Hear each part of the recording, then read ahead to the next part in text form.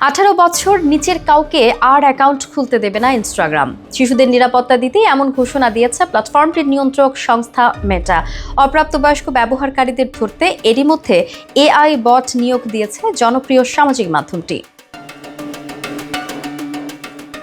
মেটা বলছে, নতুন অ্যাকাউন্ট খোলার সময় গ্রাহকের সব তথ্য যাচাই করবে কৃত্রিম বুদ্ধিমত্তার অ্যালগোরিদম।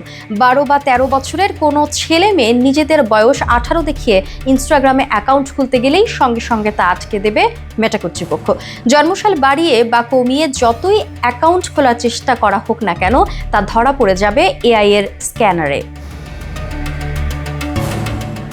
এদিকে অপ্রাপ্তবয়স্কদের জন্য যুক্তরাষ্ট্রে পরীক্ষামূলকভাবে চালু হয়েছে টিন অ্যাকাউন্ট ব্যবস্থা। শুধু 18 বছরের নিচের ছেলে মেয়েদের জন্যই এই অ্যাকাউন্ট খোলা যাবে।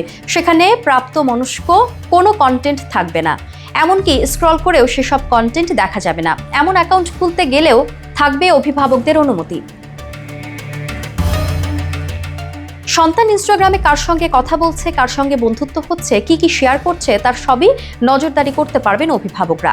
18 বছরের নিচের ব্যবহারকারীদের অ্যাকাউন্ট সরাসরি চলে যাবে টিন অ্যাকাউন্টের আওতায়। সেই সঙ্গে অভিভাবকদের নোটিফিকেশন পাঠিয়ে সতর্কও করে দেওয়া হবে। মেটার পক্ষ থেকে জানানো হয়েছে, ভার্চুয়াল ও বাস্তব জীবনের মধ্যে ভারসাম্য বজায় রাখা জরুরি। শিশু কিশোররা যেন অনলাইনে বেহিসেবি সময় না কাটায়, সেজন্য এই ধরনের পদক্ষেপ নেওয়া হয়েছে।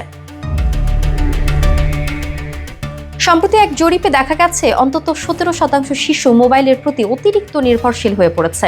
তারা পড়াশোনায় মনোযোগ দিতে পারছে না।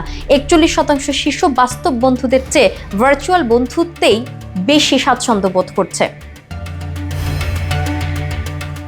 চিকিৎসকরা বলছেন, অতিরিক্ত মোবাইল ব্যবহারের কারণে চোখের সমস্যা, ঘুমের অভাব, মনোসংযোগের ঘাটতি এবং বিষণ্ণতার মতো সমস্যা বাড়ছে। এই প্রবণতা এখনই নিয়ন্ত্রণ না করা গেলে ভবিষ্যতে তা বড় সামাজিক সংকটে পরিণত হতে পারে।